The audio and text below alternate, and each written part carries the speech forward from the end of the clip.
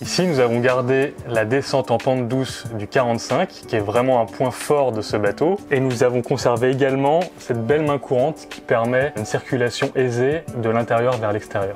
Bienvenue à l'intérieur de ce nouvel Oceanis 46.1. Nous avons travaillé le design intérieur avec notre cabinet Nota, qui travaille depuis de nombreuses années avec nous et qui travaille surtout dans le milieu des superyachts, qui nous a apporté son expertise dans le choix des matériaux, dans la répartition des espaces. Donc nous sommes ici dans une version 3 cabines, 2 salles de bain, avec une ambiance en chêne brossé, avec des selleries en tissu. Nous avons aussi également la possibilité d'avoir un intérieur en mahogany, avec de nombreux choix de selleries en tissu ou en cuir. Ici nous avons un carré très confortable en U, où nous pouvons accueillir facilement 8 personnes pour dîner autour de la table. On peut rabaisser la table pour en faire un couchage d'appoint, ou également faire un grand espace détente pour regarder la télé par exemple.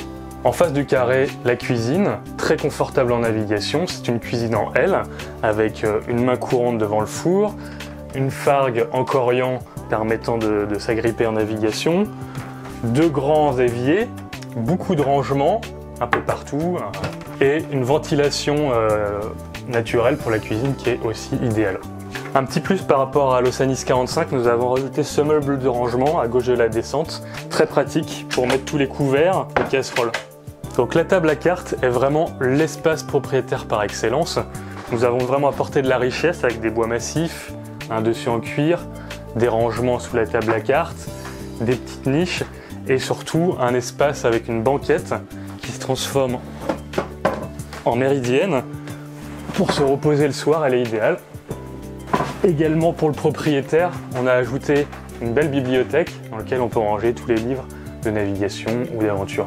Ce qui est vraiment superbe sur ce bateau, c'est la lumière naturelle, grâce à des grands vitrages de coque, de roof, des hublots zénithaux, qui permettent vraiment de donner du volume et d'une ambiance vraiment chaleureuse dans ce bateau.